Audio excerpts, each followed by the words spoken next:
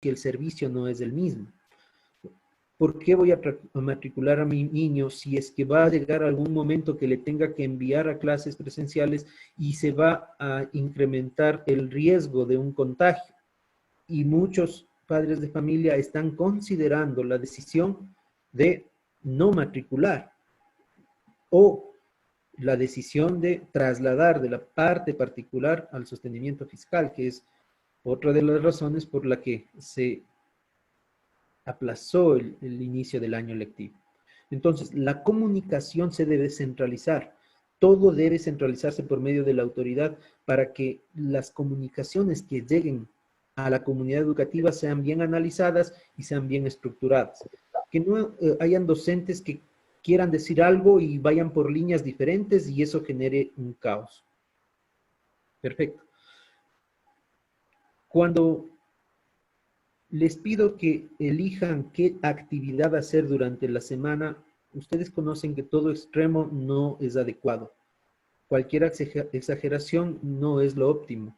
Por lo tanto, pretender hacer clases en videollamadas permanentemente, creo que sería un desatino desde mi criterio. Creo que hay que dar variabilidad a los estudiantes. Pero lo más importante, y esto es conclusión de los pedagogos, lo más importante, maestros, es que no se pretenda o no dejen ustedes que se retroceda a una educación tradicional. Quiero contarles que el Ecuador ha estado haciendo esfuerzos muy grandes de salir de una tradicionalidad de la educación a una educación que desde mi punto de vista se la puede denominar interestructurante, donde interactúan docente y estudiante, donde los criterios de los dos son importantes, donde los aportes a la academia de los dos, tanto de estudiantes como de docentes, son fundamentales, donde el docente pasa a tomar un rol fundamental de acompañar a una creación de capacidades humanas en el estudiante. A eso se le puede llamar un paradigma interestructurante, que no tiene nada que ver con un paradigma autoestructurante o tradicional, en donde prácticamente el docente era el dueño de la información y él era el que transmitía, el que entregaba la información.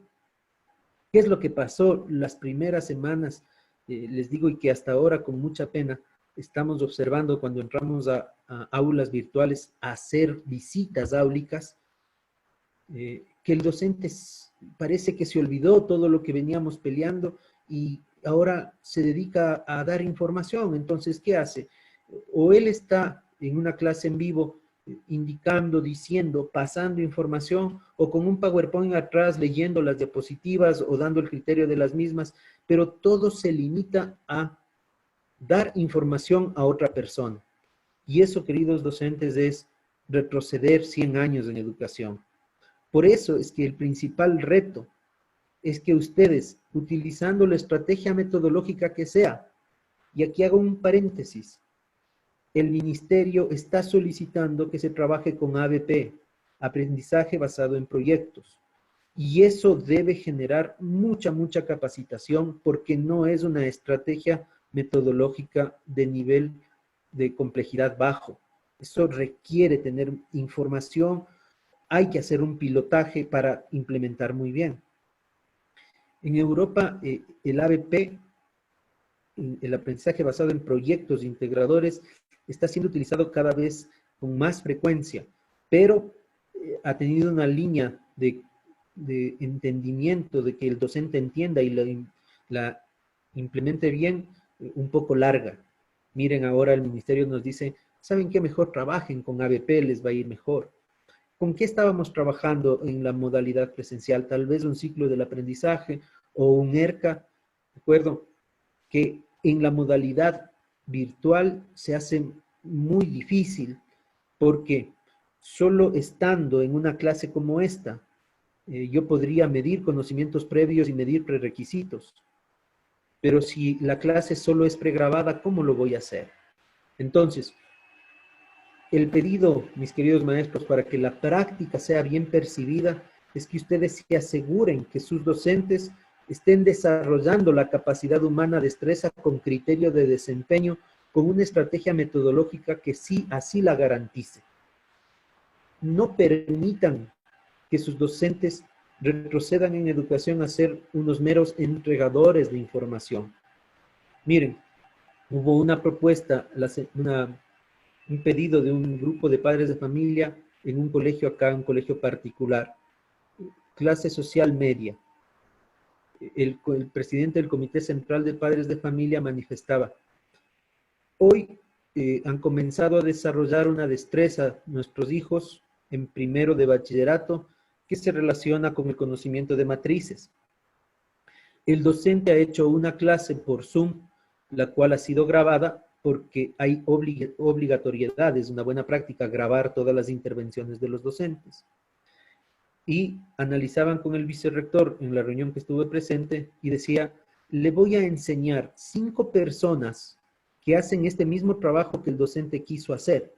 O sea, el docente quiso dar una clase virtual, pero cuando buscaron en Google docentes que den matrices, encontraron a 5.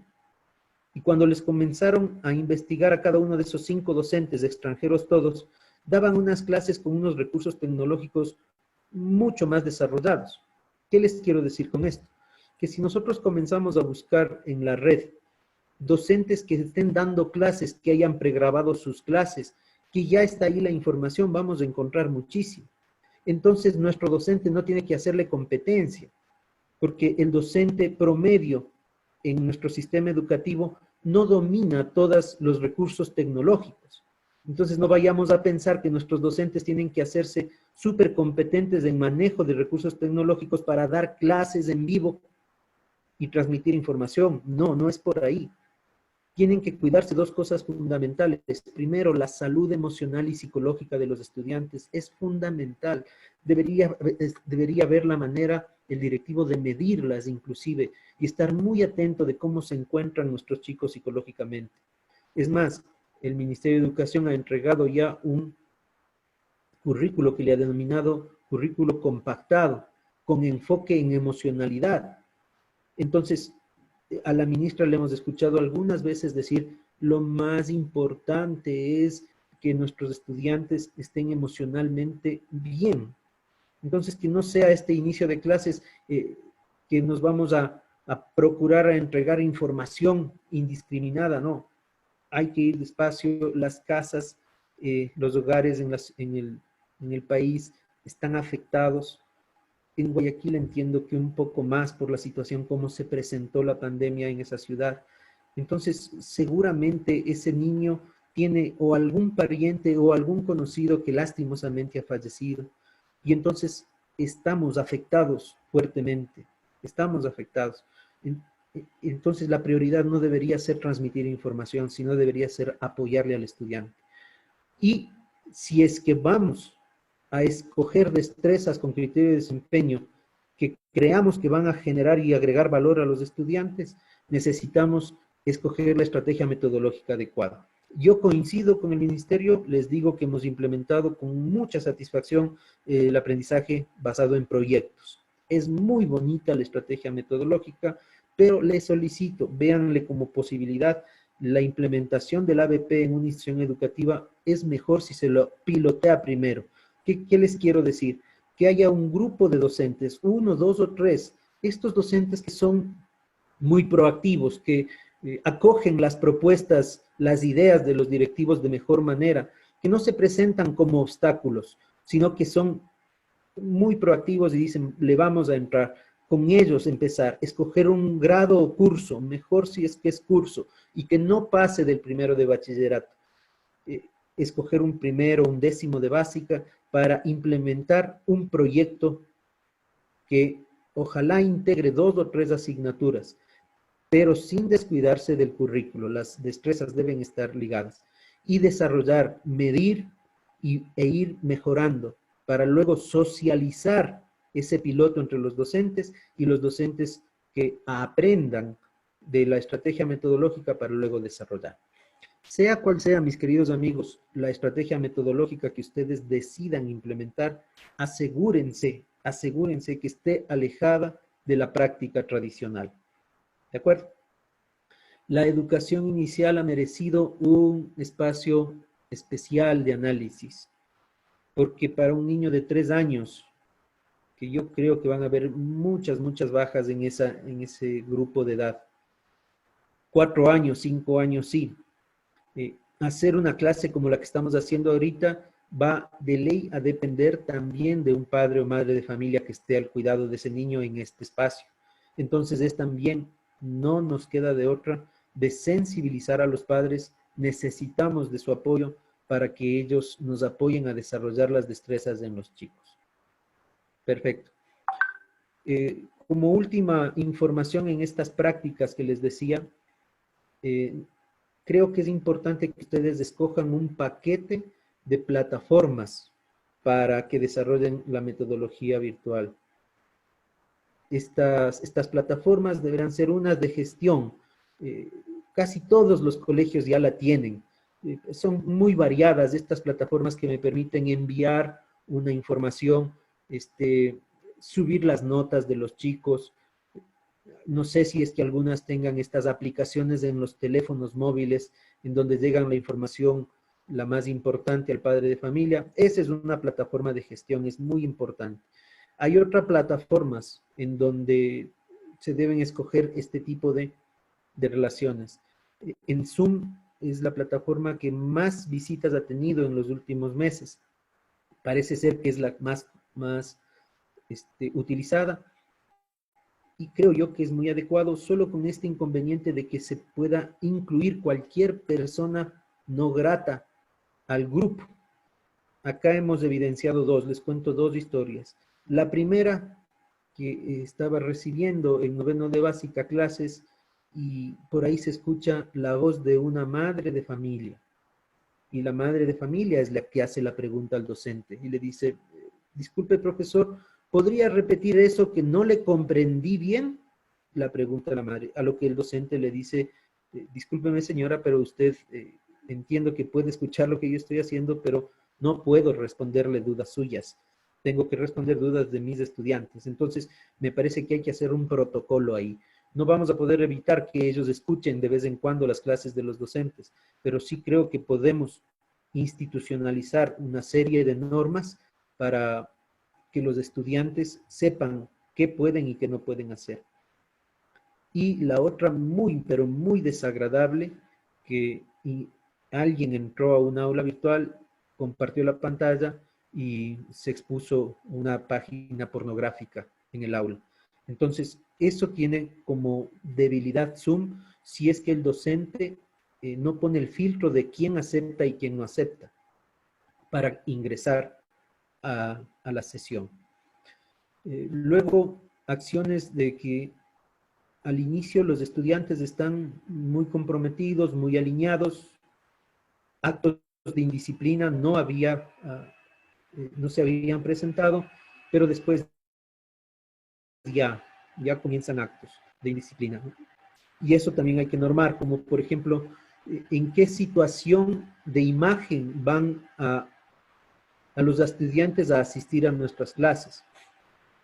Yo no soy partícipe de que les pidamos que vayan con uniforme, no creo que sea la situación más adecuada, pero sí hay que pedir que sigan controlando su imagen.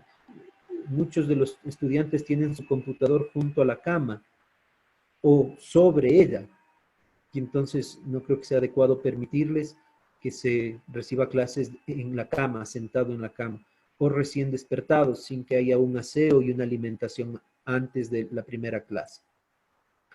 Y filtrar la posibilidad de que ellos puedan compartir la pantalla, porque pueden equivocarse al compartir, o puede ser que comiencen a escribir cosas inadecuadas en la pantalla y el docente no puede controlar eso. Eso no se puede controlar.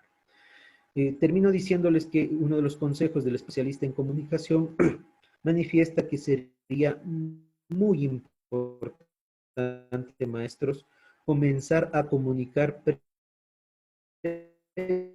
previamente ya las acciones que están ustedes haciendo. Las infografías, medios muy adecuados, diapositiva en PowerPoint con un arte adecuado, y a decir ahí, tantas horas nos hemos capacitado, tantos docentes estamos trabajando en esto, pero en las infografías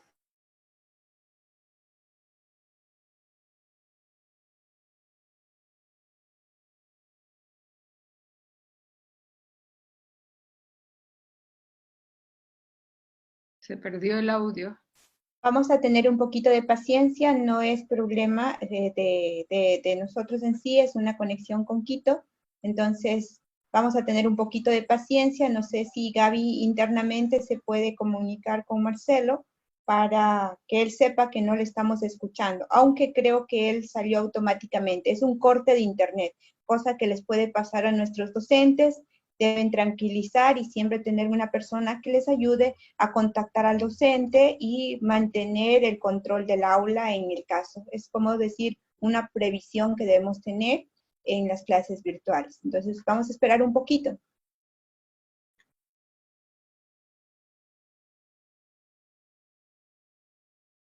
Hola, ¿sí me Regresamos. escuchan? Sí. Hola, Miriancita, qué gusto saludarte. Ya Qué estoy gusto, aquí. Marcelo. ¿Sí me escuchan, maestros? Sí, te escuchamos bien. Gracias, Marcelo, por conectarte pronto. Muy gentil. Sí, se cayó mi internet. Estoy junto al módem, pero así es la tecnología. Entonces le decía que este experto en comunicación manifiesta la necesidad de hacer un mapa de actores de su comunidad. Esto no estábamos acostumbrados, pero son tendencias de comunicación muy importantes que se deben ir aplicando ya en la educación.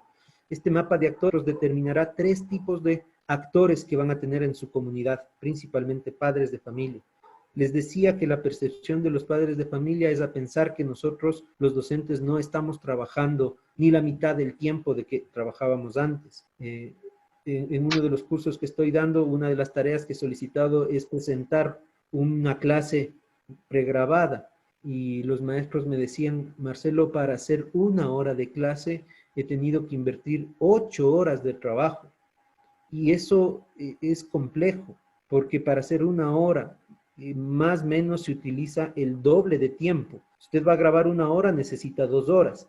En todo el trabajo que acompaña a esta grabación, la planificación, hay personas que no se le dan mucho a la cámara, entonces se confunden, dicen alguna palabra que no les gusta, entonces vuelven nuevamente a empezar el video y entonces se hace un trabajo larguísimo, pero la percepción de los padres de familia es a que no está trabajando igual. Por lo tanto, la pensión no debería ser la misma, según el criterio de ellos. Y están exigiendo descuentos y descuentos que una institución particular no puede sostener. Hablar de un descuento del 20% es hablar de generar pérdidas fuertes, de no asumir obligaciones que se pueden tener en la institución educativa. Es compleja la situación. Entonces, creo que con esta infografía y la determinación de los actores se puede ir paliando este tipo de docentes que manifiestan en redes sociales cualquier cosa.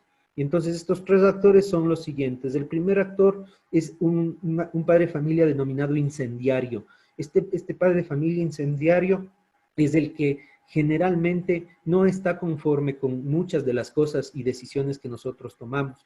Y lo hace, lo socializa. No tiene ningún empacho de poner en una red social la inconformidad que tiene. O manda un correo electrónico a su grupo o por medio de los grupos de WhatsApp manifiesta. Lo delicado de eso es que eso se riega rápidamente, se riega muy rápido. Y la sugerencia de este especialista en comunicación es que hay que coger el toro por los cuernos. Es inmediatamente el directivo conoce, se afronta, se habla con ese padre de familia, se le escucha muy afectivamente.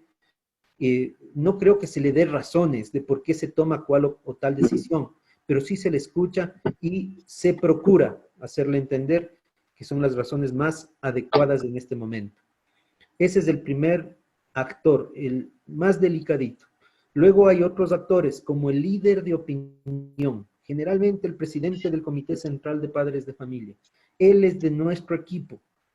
Con él tenemos que valernos. A él hay que agradecerle mucho si es que posteamos algo, si es que decimos algo en red social, si es que mandamos un correo electrónico a la comunidad por medio de la plataforma. Ojalá él se pudiera, indicar, pudiera decir su criterio, y eso hay que agradecer. Y el tercer actor son seguidores. Los seguidores son los padres de familia que generalmente están de acuerdo con casi todas o todas las decisiones que se toman en el colegio. Esos seguidores también deben ser identificados y deben ser correspondidos con gratitud al apoyo que están haciendo a la gestión de la institución educativa. Este sería mi resumen completo, maestros. No vayan a perder de vista un lugar, una plataforma en donde tienen que ir guardando todas las actividades de los docentes, estas clases pregrabadas. Es un activo muy, muy valioso que ustedes van a tener después. Perfecto. Cuiden mucho a sus docentes porque están trabajando muy fuertemente. Este año lectivo es un año lectivo que muchos de ellos, por no decir todos, se van a enfrentar a una modalidad que nunca se han enfrentado. Y van a venir cosas que todavía ni nosotros sabemos, estando un mes, un poquito más de un mes, ya con la modalidad, todos los días se van presentando una serie de cosas. Siguen habiendo los docentes que faltan al respeto a sus estudiantes, que se manifiestan inadecuadamente en sus palabras ante ellos, ahora con la ventaja, se podría decir para nosotros, de que están siendo grabados. Y entonces los estudiantes muestran esas grabaciones a sus padres y esas son las grabaciones que ponen en evidencia para hacer la denuncia. Siguen habiendo docentes que no están actuando adecuadamente, hay que tener mucho cuidado. Y el DESE pasa a ser estratégico para ir haciendo seguimiento tanto de los estudiantes con necesidades educativas especiales como de los estudiantes que van a presentar estas necesidades educativas especiales. Seguramente estudiantes que caigan en depresión, seguramente estudiantes que tengan problemas internos y que el DESE sea un apoyo. El docente entonces se deberá convertir, queridos amigos, en el apoyo del estudiante. No es un transmisor de información y tienen la obligación de cortar de raíz cuando vean esas prácticas en los docentes. Hasta aquí la parte primera de esta exposición. Quisiera que por favor me indiquen si es que hay alguna pregunta. Si no, paso a compartir mi pantalla y presentar la charla de construcción de propuesta pedagógica. Les escucho atentamente si es que hay algún tipo de pregunta. Víctor Veloz tiene prendido el micrófono, parece que quiere hacer alguna pregunta. Víctor, lo escuchamos. No. Estoy escuchando nomás. ¿Aló? Estoy escuchando. Listo, voy a silenciar el micrófono de él. Por el lado del chat tenemos que son muy valiosas sus recomendaciones. Por otro lado están dando muchos mensajes de agradecimiento hacia usted. Podemos dar inicio entonces al taller. Un ratito solamente quería coger una pregunta que pusieron en el chat sobre qué tiempo crees, Marcelo, si tú puedes ayudarnos, es recomendable para los primeros años en Inicial 2 y primeros de básica, los tiempos de hora pedagógica recomendable. Si nos puedes dar una orientación en eso, por favor. Gracias.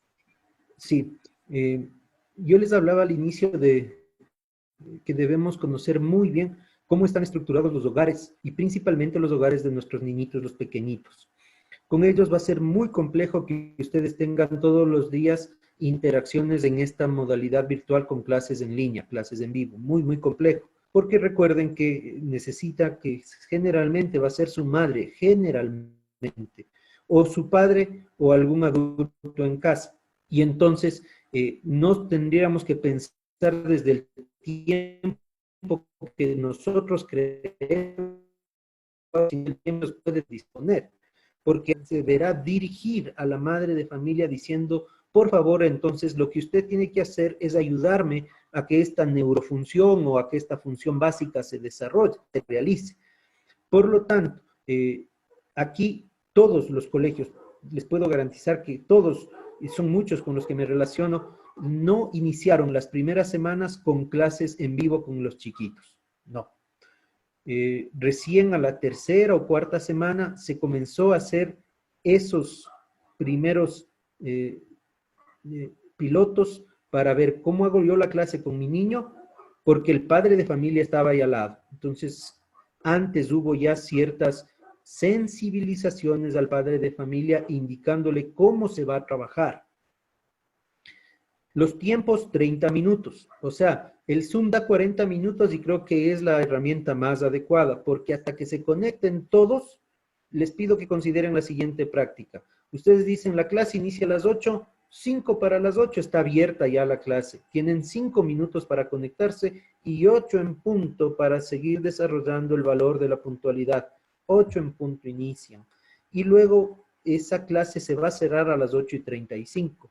Hay que considerar, maestros, que si es que se les cierra sin haber cerrado la clase, es un verdadero problema. Entonces el maestro debe haber planificado muy bien. 3 veces a la semana es lo que observo que están haciendo estas en línea con los pequeños. 3 veces a la semana. Pero eso no quiere decir que solo esas 3 intervenciones van a trabajar. Esas intervenciones nos sirven mucho para dejar la actividad dosificada para el niño. Entonces, la maestra está trabajando mucho haciendo el recurso. Tiene que, como no contamos con recursos libros, que desde un punto de vista podría ser una fortaleza, ir entregando esos recursos, si es que hay que recortar, si es que hay que pintar, si hay que trozar, o el material que ellos puedan tener en casa, a veces hasta el papel periódico. Entonces la maestra asume un periódico se ha de haber en casa y les cuento que hoy por hoy el periódico ya no se compra casi nada escrita para vender sus periódicos. No están respondiendo a la pregunta.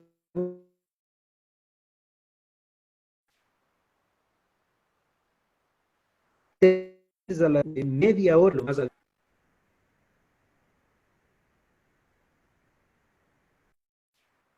no se escucha.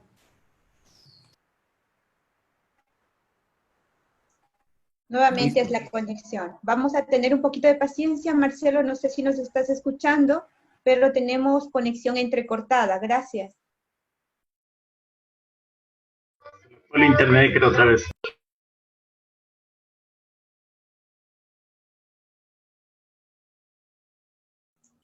Vamos a tener un poquito de paciencia, acaba de cortársele nuevamente el internet.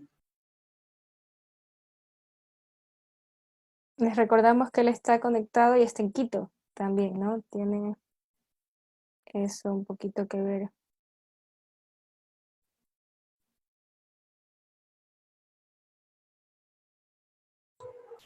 Les decía que estoy con 4 líneas en mi señal de internet. Está a lo máximo, se me desconectó nuevamente, sí, pero ojalá no vuelva a pasar. He pedido a todos en casa que se desconecten para que no nos roben señal. Perfecto.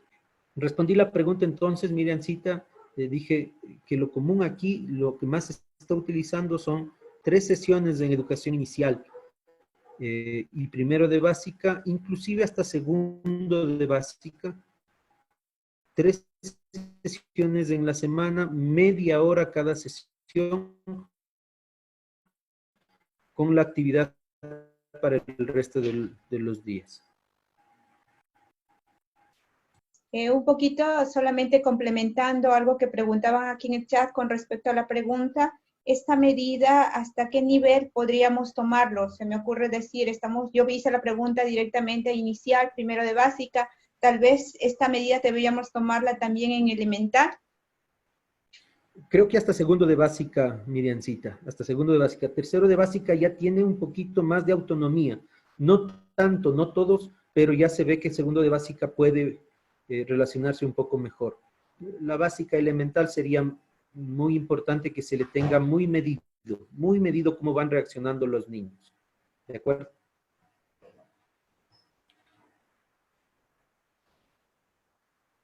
Gracias, Marcelo. Yo sé que muchos compañeros, profesores, vicerrectores, directores, rectores de los colegios tienen algunas preguntas al final de la charla para que puedas dar realmente la charla sobre la propuesta pedagógica. Al final sí nos gustaría que los que deseen pues, te puedan contactar, tus teléfonos, la página, el link de la página web, por si acaso, si alguno que necesita alguna asesoría, pues que se pueda conectar contigo, por favor. Con mucho gusto, Gracias. Miriam. Entonces paso a compartir la pantalla de la parte de lo que es la construcción de la propuesta pedagógica. Creo que todos lo están observando. Muy bien. Entonces, les decía que me parece que junio del año pasado,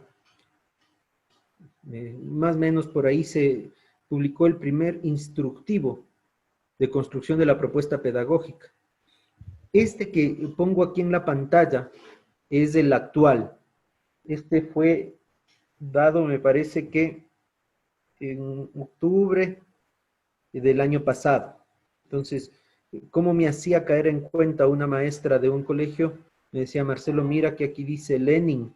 Esa es la diferencia con el anterior. Bueno, la diferencia es en contenido, en estructura dentro, pero sí, podríamos decir que si es que no tiene este sellito de aquí, sería como no el actual. Entonces tengan muy en cuenta. Les voy a pedir hacer el siguiente ejercicio, maestro. Por favor, sí, para esto sí necesito que tengan un esfero ahí a su mano. Observen esta pantalla. Les pido que lo observen por unos minutos, por unos segundos, perdón. ¿Sí? Ahora muy bien, en una hoja en blanco, tengan la gentileza de poner los gráficos que acabaron de observar en esa hoja, pero procuren, por favor, respetar el tamaño de la figura y también el lugar en donde estaba dispuesta la figura. Entonces, háganlo, por favor, en una hoja suya en blanco.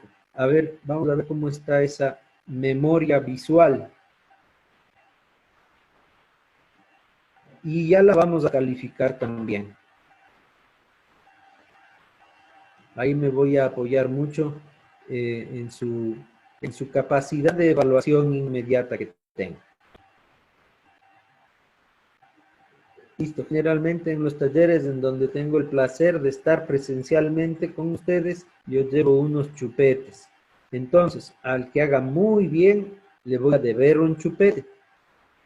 Como estoy seguro que algún momento le he de conocer, le he de poder entregar. Siempre en mi maleta hay chupetes. Entonces ahora vamos a hacer una cosa, ¿qué les parece si es que comparamos? Póngase un visto, póngase usted, si es que lo puso bien, si lo hizo bien. Entonces, ahí usted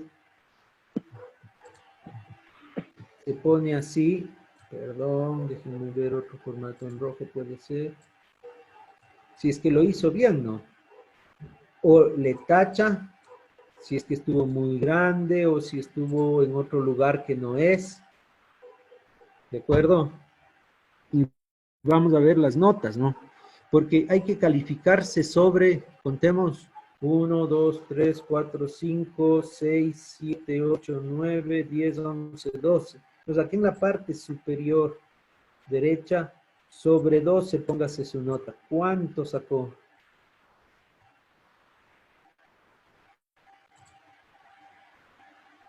Y ahí en el chat, váyanme poniendo las notas.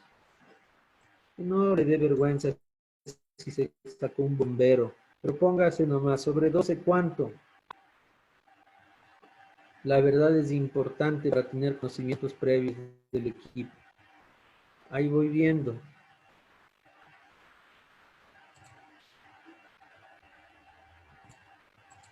Muy bien.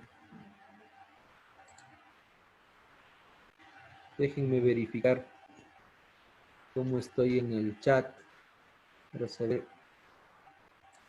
las buenas calificaciones que ustedes sacaron.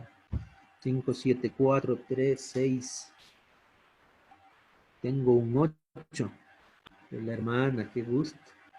Bien, parece ser que la máxima nota ha sido 8. 3 errores, 9. Bueno, perfecto. Muy bien. Esto lo utilizo, maestro, por la siguiente razón. Déjenme borrar un poquito esto.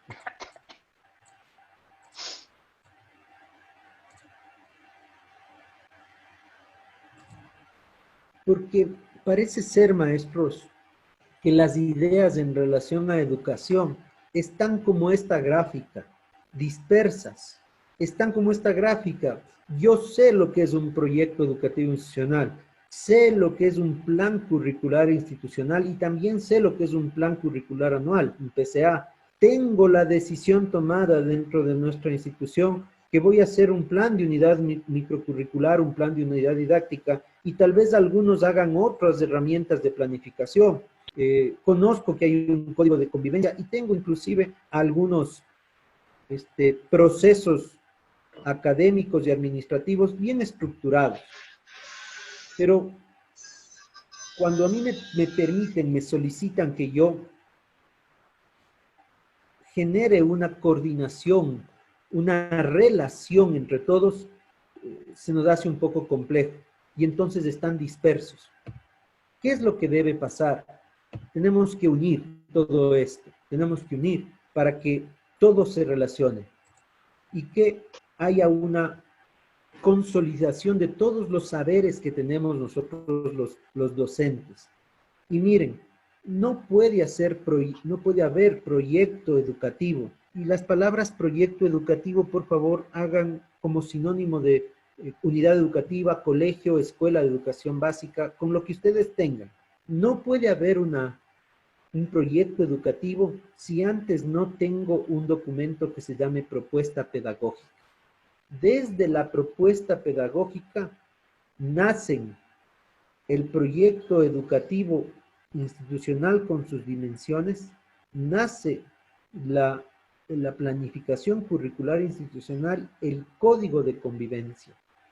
Nace también, además, todos los procesos académicos que voy a hacer y el resultado de organizar bien todos estos documentos educativos generan calidad educativa. Esta calidad educativa que está dada por los estándares de calidad educativa de nuestro país. Recordando que los estándares de aprendizaje han sido derogados en un acuerdo ministerial. Estamos sin estándares en este momento. Pero miren que, a diferencia de esto, de esta dispersión que podría ser cada uno un documento, a la consolidación para tener calidad educativa, todo eso se basa en lo que se denomina propuesta pedagógica. Claro, a los colegios que están por iniciar, deben ser pocos, este año muy difícil que hayan, colegios nuevos me refiero, es una manera de presentar la propuesta pedagógica. Pero los colegios que ya tenemos años, que ya tienen años trabajando, ya tienen sus otros documentos estructurados, realizados, inclusive hasta vigentes. Y entonces nos han solicitado que presentemos la propuesta pedagógica. Esta propuesta pedagógica entonces deberá definirse y creo que el instructivo es muy claro al definir la propuesta pedagógica. Quería preguntarles cómo le ven ustedes a este alimento, esta hamburguesa. ¿Ya almorzaron ya? ¿O les da ganas un poquito de comerse un alimento en ese sentido? Miren, yo pongo esta... Déjenme ver qué contestan, qué interesante. Riquísimo, rico. La verdad, sí. Yo le voy a comenzar a llamar a la propuesta pedagógica como un restaurante que venda hamburguesas, la foto de la hamburguesa que pone en el menú. Entonces, cuando nosotros escogemos ir a comer en cualquier lugar, y ya estamos recordando con cierta añoranza eso de salir a comer afuera, pero cuando salíamos y lo primero que podíamos ver es el menú, las fotografías de los platos.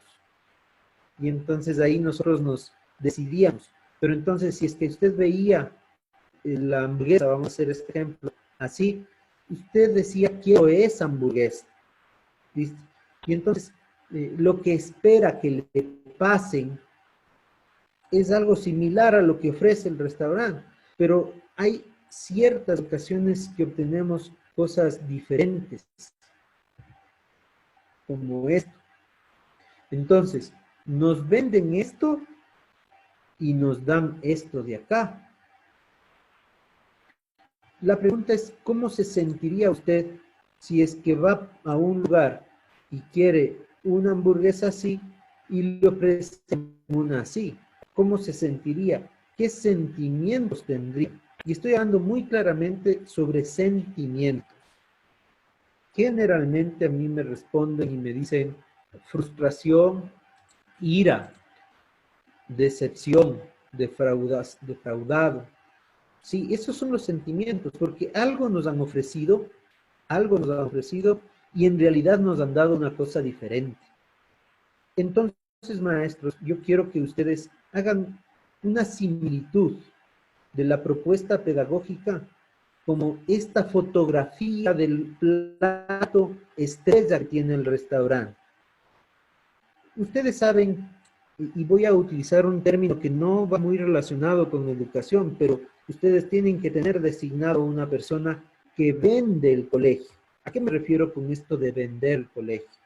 Me refiero a la persona que cuando alguien se acerca a pedir información, a solicitar un cupo, a saber cómo es el colegio, hay una persona determinada dentro de nuestro staff de profesionales. Entonces le dicen, por favor, diríjase a la señorita secretaria, diríjase al DC, a la señora o señor vicerrector, a veces al rector, al que ustedes hayan designado para que sea la persona que entregue esa información. Entonces, el momento que ese aspirante, padre de familia aspirante a ingresar a su colegio, le pregunta cosas, usted está diciendo la fotografía de la hamburguesa.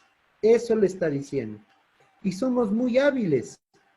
Los docentes tenemos una cualidad, que tenemos la facilidad de la palabra generalmente a nuestro favor. Y decimos cosas como la siguiente: nosotros somos constructivistas. O sea, que creemos en que los estudiantes construyen sus propios conocimientos. Para nuestra institución, los valores son fundamentales. Y aquí desarrollamos y trabajamos en base a valores. Tenemos principios éticos fortalecidos porque tenemos una experiencia larguísima. La congregación que nos cobija es reconocida por implementar sus valores. Entonces, les decía que somos muy hábiles cuando vendemos el cupo, ¿de acuerdo? Y entonces, como cualquier cliente, solo que en este momento decidiendo qué servicio educativo comprar, ha experimentado y ha visitado ciertos colegios. Dependerá de las cosas que les llaman mucho la atención a los padres de familia, es la infraestructura que tiene el colegio, de sus servicios. Otra de las situaciones que les puede llamar la atención, vea, está hecho estudios sobre esto. ¿Cómo es el uniforme? ¿Qué venden en el bar? Les llama la atención a los padres de familia. Cosas que no tienen mucho que ver, pero para ellos el servicio de transporte es puerta a puerta, pero verá que no le dejen esquina, que le deje en la puerta, cosas que para los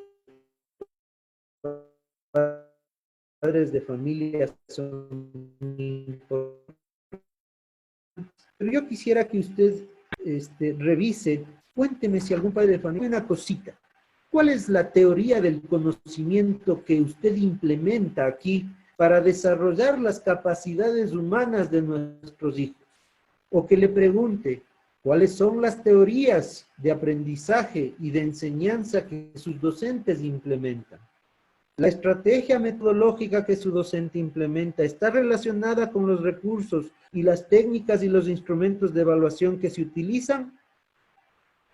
Oiga, si usted ha tenido un padre de familia de esos, es porque es un colega vicerrector o un colega docente que está buscando cupo en su colegio. Y a veces ni ellos hacen esas preguntas, ni ellos, porque ya conocen a la institución educativa. Entonces, lo que estamos nosotros diciendo cuando vendemos es en realidad un resumen de la propuesta pedagógica. La propuesta pedagógica, entonces, en realidad es un documento que lo que persigue es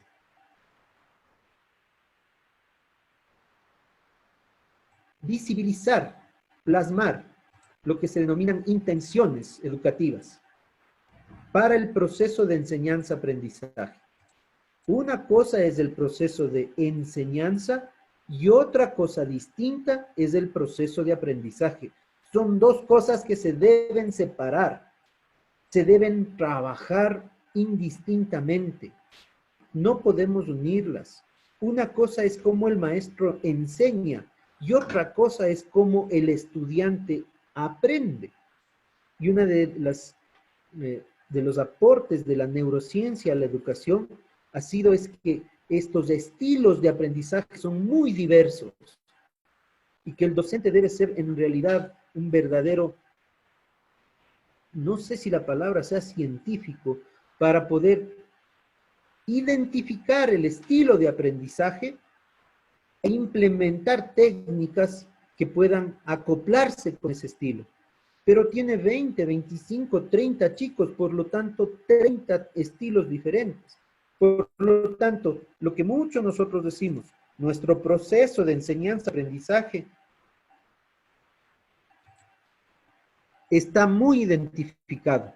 Ahí yo tengo mis dudas, ¿de acuerdo? Pero la propuesta pedagógica lo que pretende es estandarizar eso. Además, como flexible es el currículo y flexible la ley de educación, se deben contextualizar. O sea, las instituciones educativas son autónomas. Inclusive, miren, en este tipo de circunstancia que estamos viviendo, a decidir qué destrezas son las más oportunas, las más pertinentes a desarrollar en nuestros chicos. También se pide que en base a sus recursos, principalmente de infraestructura, de capacidad de recursos humanos, profesionales, pedagogos, se enfoque la propuesta pedagógica. Igual que la hamburguesa. Si usted no tiene unos buenos insumos, entonces su hamburguesa no va a quedar tan bien. Pero hay que ser lo suficientemente, y discúlpenme si es que alguna situación llega a incomodar a los docentes que escuchan. Debemos ser lo suficientemente honestos para ofrecer lo que podemos cumplir. Entonces, si nosotros tenemos infraestructura adecuada para implementar técnicas actuales, tecnologías de la información y comunicación, ofrezcamos eso. Pero si no contamos con un laboratorio de computación, es complejo que lo podamos ofrecer. Perfecto. Entonces, es una definición de propuesta pedagógica. Básicamente, maestros, lo que tenemos que empeñarnos en resolver cuando estemos haciendo la propuesta pedagógica son los principios filosóficos, que son dos: los principios epistemológicos y los principios éticos. Esos son los dos principios. Y luego las teorías de la enseñanza y las teorías del aprendizaje son las que deben constar en este documento. Entonces, yo me he permitido hacer una explicación del documento que, si es que ustedes no lo tienen, si es que no pueden acceder, seguramente Gabrielita va a tener y les puede compartir. Este es el último. Nos vamos a ir a la parte de los anexos. En los anexos vamos a tener algo que se llama formato de la propuesta pedagógica. Por lo tanto, yo quisiera pedirles que compartamos. Solo indíquenme si es que se observa. Díganme, por favor, si es que se observa el instructivo que lo acabo de abrir ahorita. Sí, sí se observa. Está en toda la pantalla. Perfecto, muy bien. Entonces, voy a ir desde... Muy bien. Déjame cerrar esto. Entonces, si ustedes tienen este instructivo, creo que lo mejor, maestros, es que se vayan al anexo que les decía. Este anexo, y sé que se haga aquí. Entonces, el tiempo que nos queda, yo les voy a explicar cómo se va llenando cada uno de estos cuadros, que en realidad es muy sencillo. Entonces, empecemos. Mire, comienza una carátula, datos de infranumeración 1.1, fecha de entrega de la propuesta pedagógica, se pondrá la fecha que ustedes van a entregar. El tipo de permiso que se requiere, que se le autorice. Entonces, seguramente nosotros estamos en un proceso de renovación. No se observa la matriz. Si hay ampliación de oferta, que debería pensar que están incluyendo algún grado o curso. Perdón, Marcelo, disculpa que te corte. Tú estás mostrando solamente el formato donde dice anexos de formato de la propuesta pedagógica. ¿Solo eso estás mostrando o ya nos estás mostrando alguna matriz? Sí, sí, les estaba mostrando la matriz, entonces ahorita ya me paso a asegurarme que la observe. Ahí, ¿cómo está? Ahora sí se se observa ahí. observa. Entonces, ahora vemos la perfecto. matriz. Gracias, Gabriel, muy gentil. Entonces, este es el instructivo, que en la parte de anexos viene el formato para hacer. Este formato, yo creo, maestros, asumiendo todo tipo de responsabilidad en lo que es la recepción de este documento, más no la aprobación, y les digo que asumo toda la responsabilidad en este sentido, de decirles, háganlo así, y de seguro, por ley, les tienen que receptar para registrar. Recuerden, mis queridos maestros, que esto no tienen que aprobarles nadie.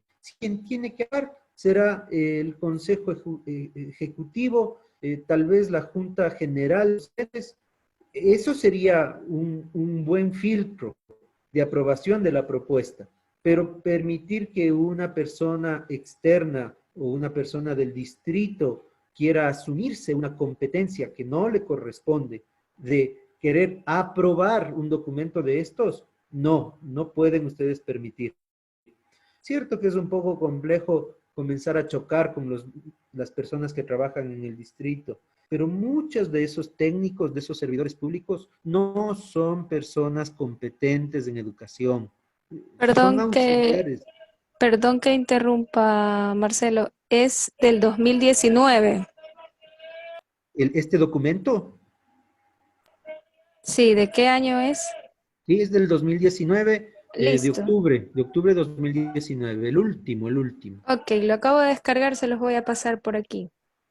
Perfecto. Solo verifica, Gabrielita, que tenga esta portada, ¿ya? Oh, Mira. sí, es Y la misma. que tenga estos sellos de aquí, Ujú. ¿ya? ¿De acuerdo? Y Ok. seguramente ellos van a encontrar este mismo documento. Entonces, yo les decía, verán, ustedes pueden escribir cualquier cosa aquí. O sea, pueden hacer un documento falto de contenido profesional, que eso le debería registrar el distrito. Eso dice la ley. Sé que en cada uno de los distritos se trabajan de diferente manera, pero se hicieron una serie de socializaciones. También sé que no es buen negocio estar peleándose con las gentes del distrito. A mí me ha tocado ir a decir, vea, ¿cómo quiere que le presente? ¿Qué necesita? ¿Qué más le pongo? Ah, es que nuestra directora del distrito nos dijo que aquí debe haber algo, a ver, ¿qué hay que ponerle para obtener el registro? Pero la ley manifiesta que no debería pasar eso. El documento que ustedes presenten, ese se debería registrar. ¿Cuándo se comienza a tener retroalimentación de este documento? Cuando se hacen las auditorías académicas o las auditorías administrativas. Ahí seguramente si va un auditor del ministerio, le va a solicitar la propuesta pedagógica, seguramente lo va a hacer, y en ese momento ese es el profesional encargado de hacer las sugerencias de correcciones que tengan a su documento. y si es que pasa, les darán un tiempo. Les dicen, vea, este documento no está bien elaborado, tiene 3 meses, tiene 2 meses, tiene el número de meses que diga el auditor para que sea reestructurado. Nadie más. Y ese es el medio. ¿De acuerdo? Entonces, se pone la fecha, se marca con una X, miren que ya vienen dadas inclusive hasta las matrices, no tiene usted problema. Acá dice información de los promotores de la institución educativa. Recuerden que la definición de esta palabra promotor, es la persona dueña del colegio, no es el rector. Hay muchos colegios particulares cuyo rector es una persona más de la nómina, es una persona contratada, es un empleado de la institución educativa. Él es el representante legal también por ley, pero no necesariamente debe ser el promotor. Y entonces, si hay un solo dueño, pues se pondrá el nombre, el apellido y la cédula del dueño. Inmediatamente el 1.4 dice qué sostenimiento tiene. A nosotros nos corresponde ponernos acá una cruz. Y luego pasamos al régimen. Nosotros estamos acá en la costa. Se pone solo una cruz, nada más. Son matrices muy sencillitas de copiar.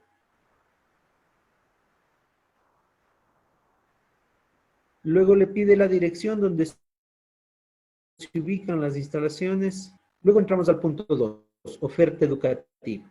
Aquí es donde usted tiene que ir llenando estas matrices.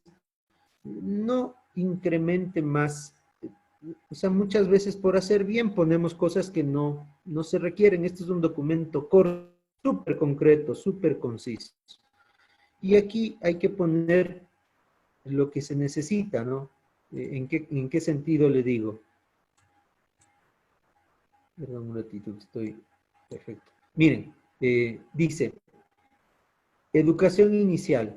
Si usted tiene educación inicial 1, aquí solo por igualar ciertos términos, ¿no? Educación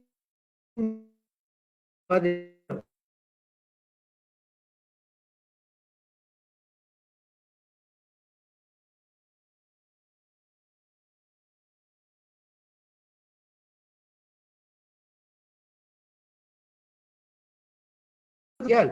es seguramente cuando usted creó su institución educativa o cuando usted sacó el permiso de funcionamiento, ahí le dieron un acuerdo. Ese es el número. Le quería comprar esa pastilla. Ya, seguramente ese es el número que hay que poner aquí. Y la contextualización, maestros, se refiere a si usted por alguna razón tiene que contextualizar esa propuesta. ¿A qué me refiero? Porque, les voy a poner un ejemplo, una institución educativa rural, donde su acceso es muy complejo en determinados meses del año. Por lo tanto, ellos no se pueden comprometer a desarrollar el 100% del currículo. Y entonces ellos tienen que contextualizar su currículo, su oferta. Y entonces ponen sí lo hemos contextualizado. ¿De acuerdo?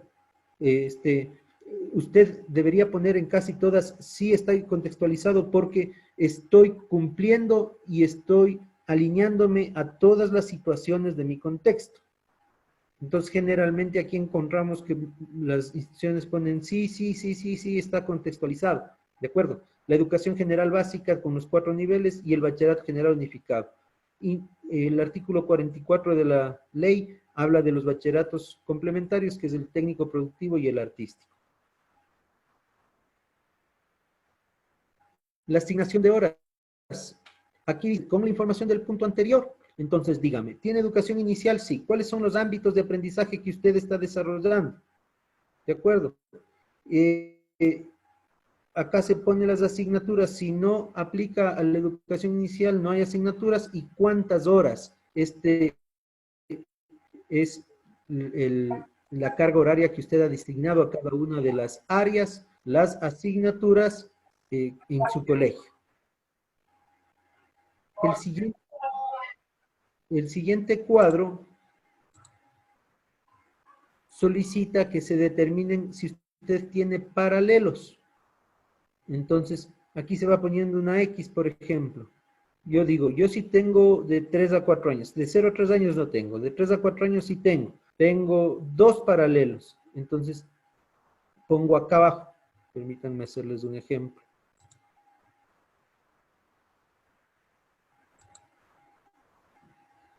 Aquí está 2. Aquí pongo la X. Como mi colegio es grandísimo, de décimo ya tengo 5.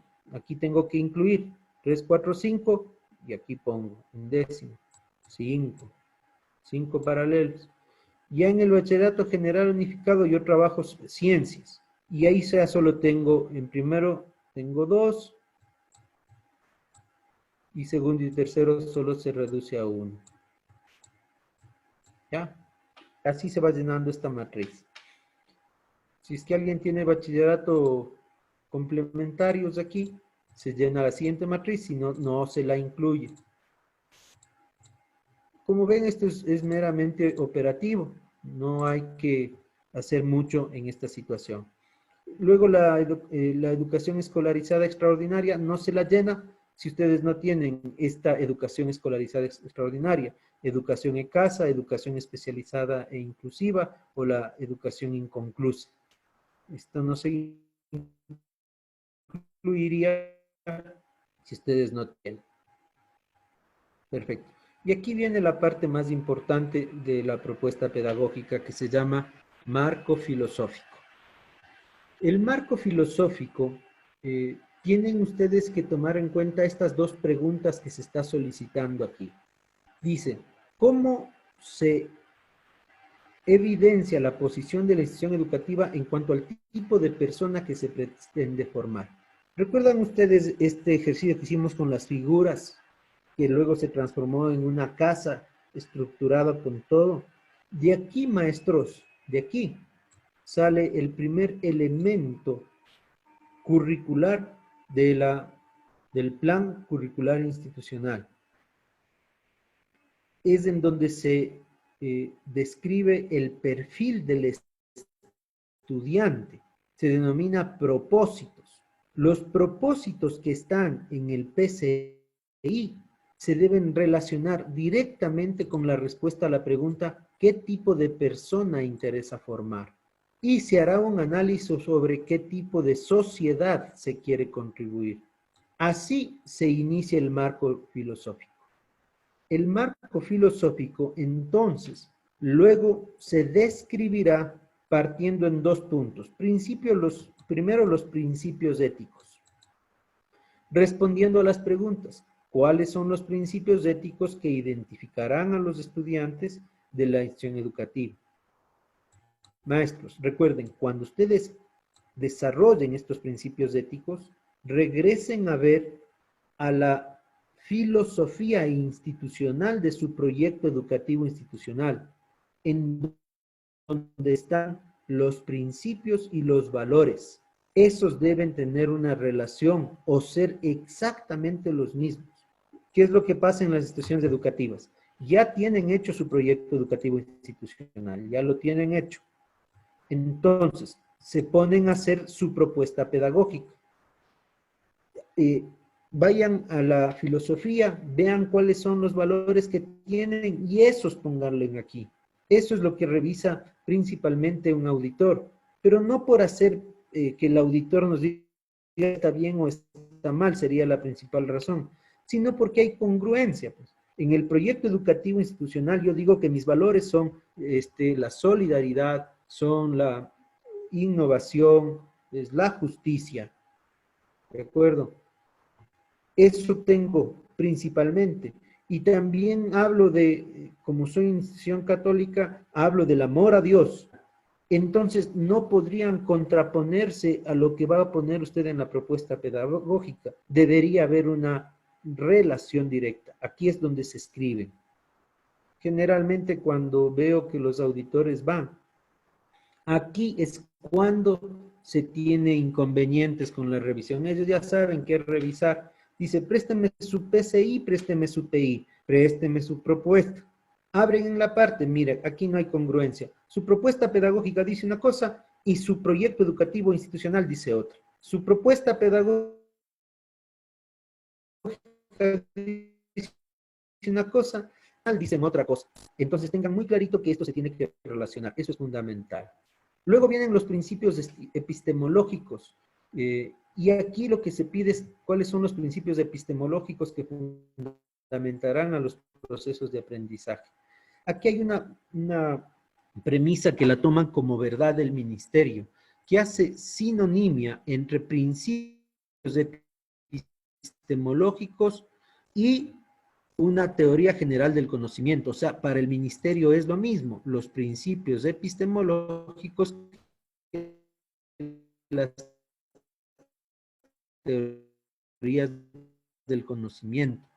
Esto es discutido en el ámbito filosófico. No mucha gente aprueba, pero nosotros tenemos que ir con teorías del conocimiento sinónimo de principios epistemológicos. Y los principios epistemológicos, junto con las teorías generales del conocimiento, me he permitido ponerles aquí el racionalismo, la fenomenología.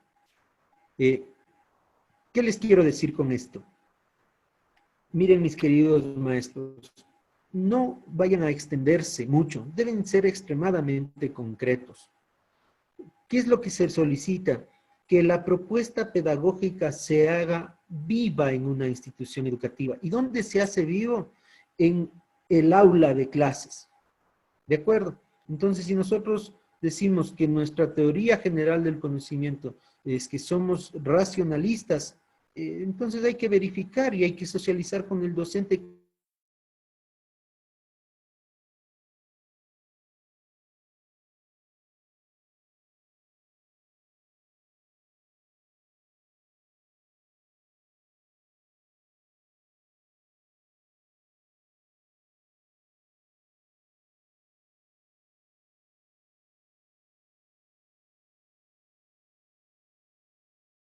Vamos a esperar un momentito, se acaba de cortar nuevamente la conexión, vamos a tener un poquito de paciencia, gracias. Miriamcita, voy a hacer un cambio de red. ¿Sí me escuchas? De acuerdo, sí, Voy a hacer sí un te cambio de escucho. red. Voy a probar con la red de mi teléfono, ojalá me sirva. Sigo con esta hasta que me permita. Entonces, les decía, voy a compartir nuevamente la pantalla. Lo más importante, maestros, es que nosotros seamos muy simples en la descripción, a que lea, y nuestro aporte teórico ha sido muy grande, muy complejo, entonces va a ser muy difícil que ellos le hagan vivo en el aula. Acá, inclusive hasta la matriz que invita a poner el instructivo son de 3 líneas, desen cuenta. Obviamente ustedes le pueden hacer más grande, pero el principal mensaje que les puedo indicar es no se amplíen. No es el que más pone, el que más y mejor propuesta pedagógica hace, sino el más concreto, el que más clarito lo tiene, para luego en principios epistemológicos pasar a las teorías de enseñanza. Aquí yo les puedo recomendar una visión de Julián y Miguel de Zuviría que a mí me parece muy adecuada, muy contextualizada a nuestro entorno educativo latinoamericano. Ellos manifiestan que hay 3 paradigmas educativos. El primer paradigma, les voy a poner los nombres que ellos les dicen, pero creo que lo más importante es entender el paradigma. El primer paradigma, que viene muy bien con las teorías de aprendizaje, es este paradigma denominado autoestructurante o tradicional. Es una forma de pensar que muchos docentes e instituciones educativas todavía creen, en donde, como les decía al inicio, es el docente el que transmite la información. Debe estar muy claro, maestros, aplicadas en educación.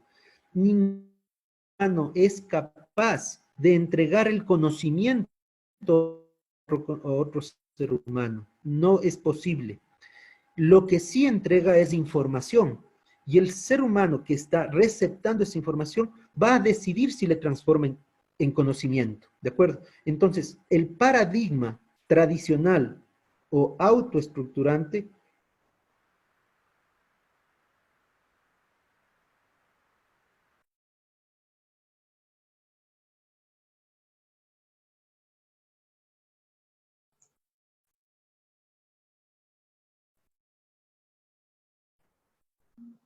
Vamos a tener un poquito de paciencia. En este momento seguramente está haciendo el cambio de red que nos anticipó. Entonces vamos a tener un poquito de paciencia, por favor.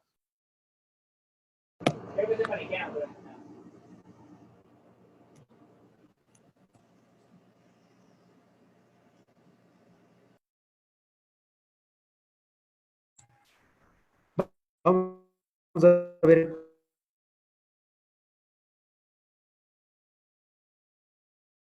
Ya. Igual estoy con 4 líneas de conexión. Muy bien. Entonces, les decía, el primer paradigma es este paradigma que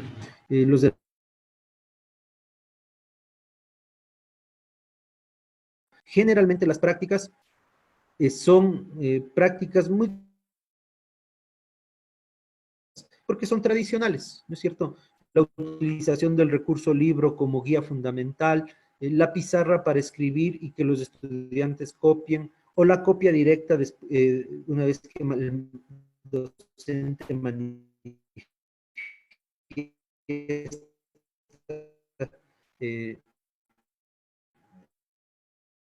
y dicta, ¿de acuerdo? Esas son generalmente, hay una persona autorizada, él es el que maneja absolutamente todo.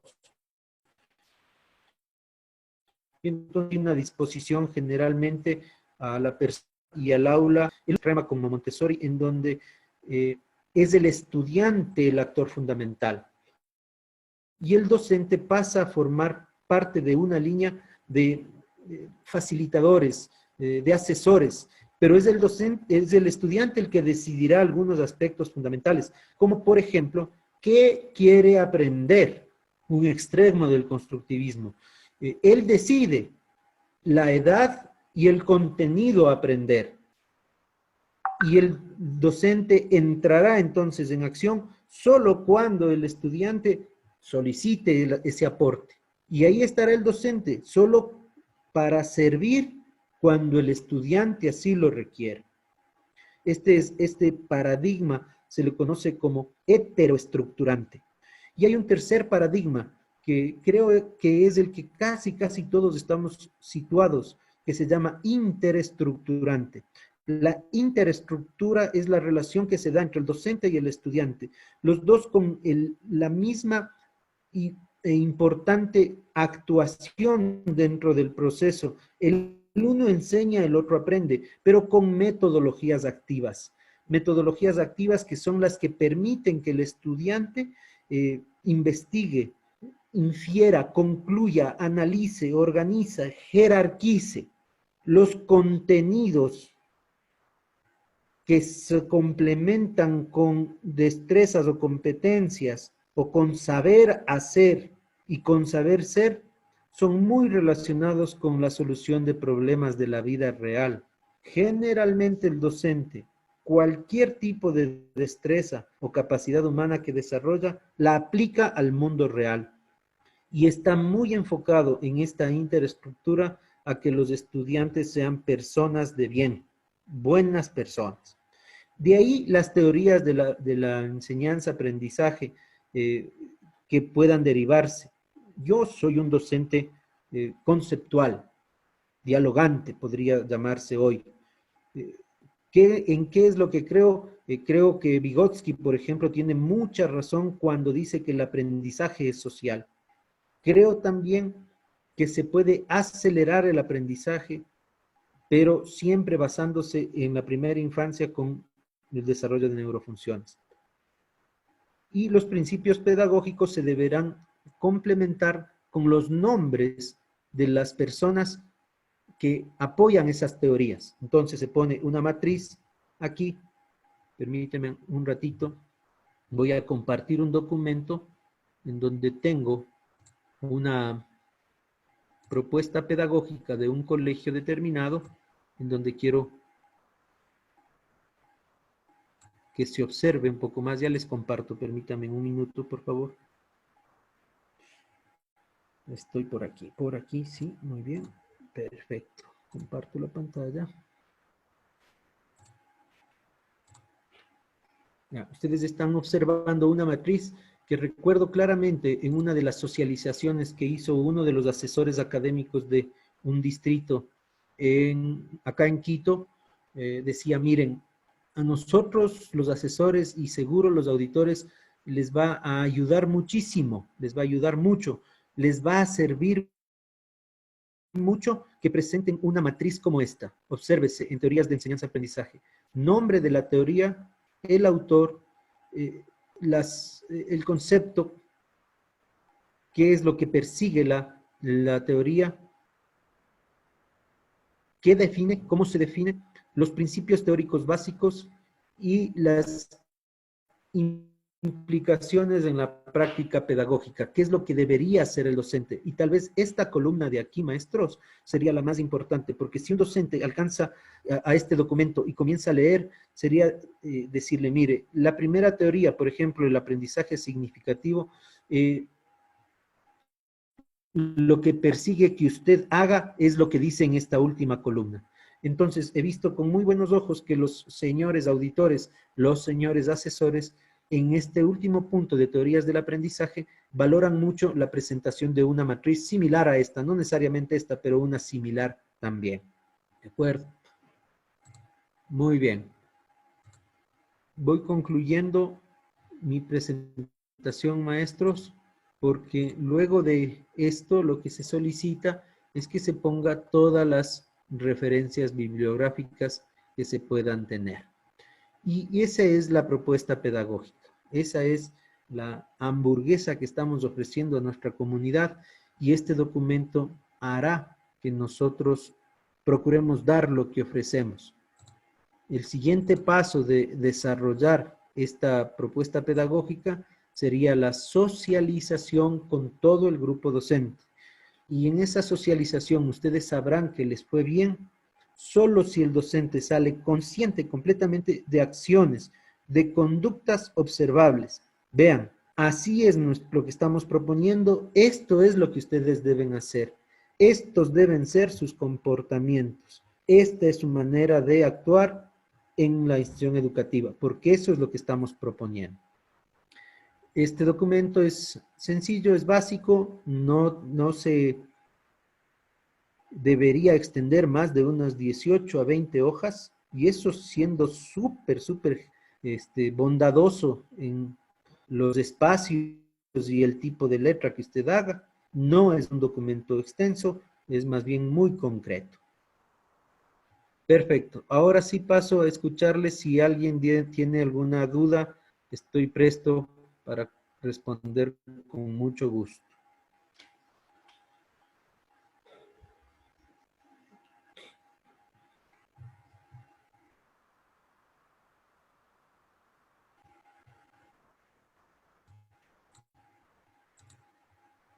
Cuéntenme nomás.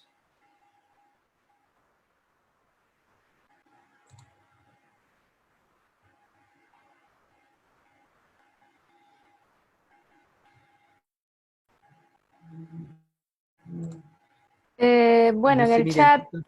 en el chat nos dice Diego Guajala, creo que también es importante los aportes de la neurociencia educativa para iluminar los enfoques de la enseñanza y aprendizaje. Aquí me permiten solo una cosa. Creo que ahora la enseñanza desde el cerebro es algo que se toma muy en cuenta. Y solo por pedirles una reflexión. Si ustedes no están desarrollando neurofunciones en la educación inicial y primero de básica, quisiera pedirles por favor que hagan un análisis de la propuesta que están haciendo. Es una tendencia a nivel mundial el desarrollo de neurofunciones en la educación inicial. Investiguen un poco sobre qué significa. Seguramente las maestras de educación inicial conocen, están haciéndolo, pero aquí hay una metodología, hay una técnica de orden del desarrollo de cada una de las actividades. Y básicamente las neurofunciones lo que pretenden es hacer lo que se denominan circuitos neuronales. Y la neurociencia manifiesta que si es que un docente es capaz capaz de desarrollar un circuito neuronal en el cerebro de un estudiante, seguramente estará alcanzando el aprendizaje significativo que tanto nosotros perseguimos. Ahora, entonces, ¿cómo nos aseguramos que hay aprendizaje significativo? Una muy buena manera, una muy buena alternativa es hacer circuitos neuronales.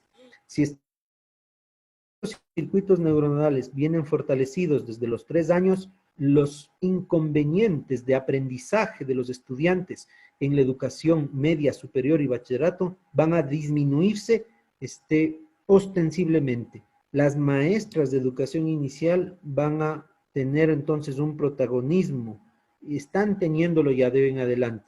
¿Por qué? Porque saben cómo aplicar neurofunciones. Muy adecuado esa línea de estrategia metodológica para implementarse, esa teoría. Está muy bien. Ojalá ustedes puedan analizar para la implementación.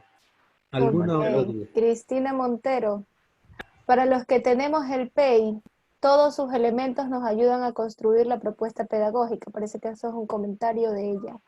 Gabriel Bravo, según su experiencia, ¿cuál de las teorías de la enseñanza y paradigmas deberíamos utilizar o es la más recomendable?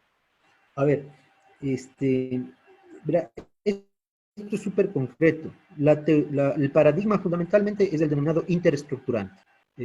Este paradigma interesestructurante es el que acepta que el estudiante y el docente tienen principal protagonismo en este proceso. Por lo tanto, hay muchas acciones, ¿no? Los conocimientos previos del estudiante son fundamentales. Los prerequisitos para desarrollar una destreza cognitiva de desempeño deben tomarse en cuenta. El docente hace una modelación tomando en cuenta el criterio del estudiante. Entonces, no quisiera caer en términos metodológicos que no voy a dar más explicación, porque todo esto se ve en el aula. Pero básicamente, ¿qué paradigma? El interesestructurante. Ahora, ¿qué pensamiento pedagógico, qué teoría? Hay una muy buena propuesta del ministerio a ser socioconstructivista. Yo sí les pido que analicen bien esa posibilidad, porque es muy gentil, muy bondadosa, desarrolla muy bien la sociedad que pretenderíamos, el socioconstructivismo, no el constructivismo puro o constructivismo, porque desde mi forma de pensar, ser constructivistas no es posible en nuestro país. ¿Por qué? Por una sola razón. El constructivismo debería permitir la libertad de la construcción del aprendizaje decidido por el sujeto que aprende. Pero nosotros en este momento tenemos un currículo de implementación obligatoria y eso limita que él sea el decisor de cuáles son los objetivos del aprendizaje, cuando nosotros tenemos la obligación de alcanzar los objetivos que el currículo nos facilita. Por eso es que el socioconstructivismo es una teoría muy, muy adecuada para ser implementada. Y de ahí muchas que se alinean al paradigma interesestructurante, como el conceptualismo, también me parece muy adecuado. Obviamente yo vengo desde esa línea y los resultados que tenemos en instituciones educativas que cogen esa línea de trabajo son...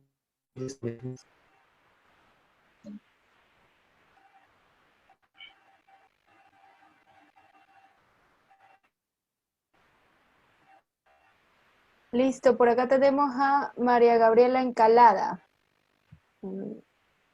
Estimado máster, nuestra institución tiene un PEI que vence el año próximo. Tenemos un código de convivencia y PCI recién elaborado. ¿Cómo podríamos hacer en este caso? ¿Algún alcance al PEI? A ver, debo entender que la pregunta es, si tengo un PI que tiene vigencia todavía para los próximos años, ¿no es cierto? Deben considerarse algunos aspectos. Los proyectos educativos e institucionales, los PI, que tienen años de vigencia y no están estructurados con el último instrumento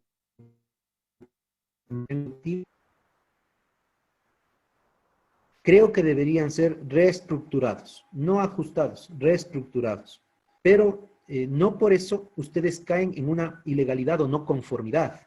Aunque, quiero decirles una cosa, si ustedes son muy cautos en leer lo que dice el estándar de calidad en relación a esto, ustedes estarán en rojo si su proyecto educativo institucional no está construido en base a los lineamientos actuales vigentes, así dice el estándar. Entonces, vamos a decir que usted tiene su PI y tiene, ¿qué se sugiere? Se sugiere que se vuelva a hacer un nuevo PI en base a los nuevos lineamientos. Esto es un problema porque el Ministerio de Educación entrega lineamientos en momentos no oportunos. Entonces, entrega un lineamiento cuando muchos de los PIs de los colegios fueron construidos con los lineamientos anteriores. Y ahora, ¿en qué caemos? En una no conformidad en calidad. ¿Por qué? Porque el PI está vigente, pero no está realizado en base al instructivo actual vigente. Por lo tanto, problemas no tenemos problemas. Lo que tenemos es una no conformidad. Y si es que alguien se pusiera un poco exquisito en este sentido, en la LOEI se manifiesta que una de los requisitos para tener un permiso de funcionamiento es cumplir al 100% los estándares de calidad. Entonces hay una serie de contradicciones. ¿Qué sugiero yo entonces? Reconstruir el proyecto educativo institucional. Sí, es un trabajo de 6 meses, sí, es un trabajo fuerte, sí. Lo mismo pasa con el proyecto, con el plan curricular institucional. Teníamos un instructivo que manifestaba que teníamos 10 elementos curriculares. Ahora hay un nuevo instructivo que dice que son solo 7 elementos curriculares. Entonces, si yo no tengo esos documentos elaborados en base a los nuevos instructivos, podría generarse cierto inconveniente, pero no deberían ustedes tener problemas porque siguen vigentes sus documentos y hay documentos que los respaldan. O sea, usted tiene un registro que le dice que hasta tal año, pero una sugerencia, si es que me dicen en base a mi experiencia, yo sí reconstruiría. Y eso es lo que sugiero a los colegios que trabajan conmigo y estamos en ese proceso, siempre reconstruyendo proyectos educativos y planes curriculares institucionales. Es una buena práctica revisarlos permanentemente.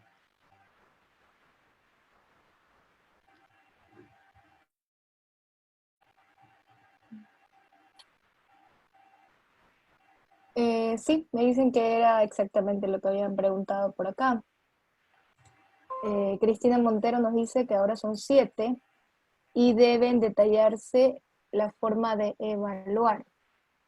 Sí, la práctica manifiesta que si es un plan curricular institucional, por lo menos cada quimestre debería ser evaluado la implementación de ese plan curricular institucional y al finalizar el año deberían hacerse los ajustes necesarios. En el segundo año inclusive se podría hasta modificar para que en el cuarto año se proponga uno nuevo en base al nuevo proyecto educativo, en base a la nueva propuesta, si es que se ajusta. Pero son documentos que están en permanente evaluación. El proyecto educativo institucional, si es que no se tiene una buena metodología de monitoreo y control, es un documento que no tiene sentido que exista. Si es que no se le hace monitoreo y control, si es que no se observan los indicadores, si no se observan la evolución de estos indicadores, y si es que no se observa si es que lo que se propuso se está implementando, y si las metas propuestas se van a alcanzar. Entonces, son documentos muertos si es que no se evalúan. Tiene toda la razón la maestra que manifiesta ese criterio. Listo, muy bien. ¿Alguna otra pregunta, estimados federados? Pueden también alzar la manito y posterior encender su micrófono. ¿No? Parece que han entendido muy bien todo. Tienen clarísimo. Bueno. Una consulta. Buenas tardes. Hola, buenas tardes, Cristina. Sí, gracias. ¿Cuál es el riesgo de pretender implementar un constructivismo en nuestro país? Porque hay muchas unidades educativas que lo han visto, lo han considerado como opción. Por favor, quisiera saber su punto de vista. Muchas gracias. Gracias. Riesgo básicamente que no nos alineemos a cumplir el currículo. Porque como le decía hace un momento, si es que yo manifiesto que soy constructivista y me alineo a los principios filosóficos y epistemológicos del constructivismo, una de las principales razones del constructivismo es que el estudiante tiene la libertad de construir sus conocimientos. Y entonces, si es que él construye sus conocimientos, y miren que estoy hablando solo de conocimientos, ¿no? Si él construye, ¿dónde pongo los objetivos? El currículo me impone, porque el currículo no es que yo puedo escoger implementarlo o no. Entonces, necesariamente necesitamos al mediador. El mediador, el docente, es la persona que alinea al estudiante con los objetivos. Pues yo no creo que en realidad exista un riesgo, pero sí creo que puede ser que en los exámenes o en las evaluaciones externas que les hagan a nuestros estudiantes, ellos comiencen a tener debilidades porque no fueron alineados los objetivos al proceso de aprendizaje del estudiante. Entonces aquí, como la ley nos impone un currículo, creo que permitir que el estudiante los vaya escogiendo, me refiero a los contenidos y también a los objetivos, podría ser un riesgo de no cumplimiento de algo que es obligatorio cumplir. Por ese lado, podría haber un riesgo. De ahí, si ustedes proponen y saben cómo llegar a cumplir con el currículo, no creo que exista ningún riesgo, para nada. Listo. Yo les acabo de pasar nuevamente la propuesta pedagógica, puesto que es la actualizada. Me la compartió el vicerrector del Colegio Santo Domingo, Isaac. Muchísimas gracias. La pueden descargar o también me pueden escribir al WhatsApp, se las puedo compartir por allí. Por acá, bueno, lo están felicitando desde la Unidad Educativa a la Asunción, que es una excelente exposición, un gran énfasis y ha dado una excelente propuesta. No sé si les gustaría en este momento pasar su número de teléfono, correo, para que empiecen los colegios a tener sus datos y posteriormente conversar. Me preguntas a mí, Gabrielita, si quieres que yo pase mi teléfono. Pase sus datos, sus datos y sus correos. A ver, verán mis queridos maestros, con muchísimo gusto. Yo tengo esta fundación que lo que hace es asesorar a los colegios particulares. Hay una variedad muy grande de servicios que tengo. Nosotros iniciamos en el año 2003 con capacitación a los docentes y hasta ahora lo seguimos desarrollando. Entonces, más bien, sí puedo ponerles mi número, no sé si es que les pongo aquí. Yo estoy presto. 0991-894-971. Ese es mi número. Cualquier duda, cualquier cosa que pueda apoyar, estoy seguro que lo voy a hacer. Tengo el gusto inmenso de trabajar con algunos colegios en Guayaquil, en Salinas también, en la costa otros más, pero estoy seguro que cualquier situación, por mínima que sea, que no necesariamente requiera una facturación de por medio, una duda, una conversación, maestros, siempre va a ser bienvenida de mi parte. Yo creo que vender con valores es lo que funciona en nuestro sistema, vender con valores. Y para poder vender con valores, primero hay que ganarse la confianza, porque este medio de educación hay muchas personas con muchos criterios y para poder tener la confianza se debe conocer a la persona.